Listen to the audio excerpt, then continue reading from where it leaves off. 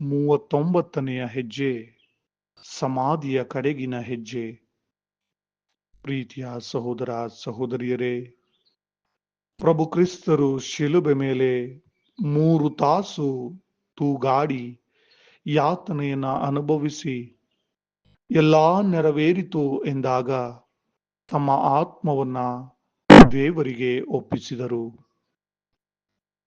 ಹೀಗೆ ಒಪ್ಪಿಸುತ್ತಾ ನಮ್ಮನ್ನ ರಕ್ಷಿಸಿದರು. ಹೌದು ಪ್ರಿಯರೇ, ಪ್ರಭು ಕ್ರಿಸ್ತರ ಆ ಪಾರ್ಥಿವ ಶರೀರವನ್ನ ಸಮಾಧಿಯಲ್ಲಿರಿಸುವಾಗ ನಮ್ಮ ಜೀವನದಲ್ಲಿರುವಂತಹ, ನಮ್ಮ ಆತ್ಮಗಳಲ್ಲಿರುವಂತಹ ಅಶುದ್ಧತೆ, ಪಾಪದ ಕಲೆಗಳು, ನಮ್ಮ ದುರ್ನಡತೆಗಳು, ನಮ್ಮ ಕೆಟ್ಟ ಸ್ವಭಾವಗಳು ಮತ್ತು ನಮ್ಮ ಪಾಪಮಯ ಜೀವನವನ್ನ ಪ್ರಭುವಿನೊಂದಿಗೆ ಸಮಾಧಿಯಲ್ಲಿರಿಸೋಣ.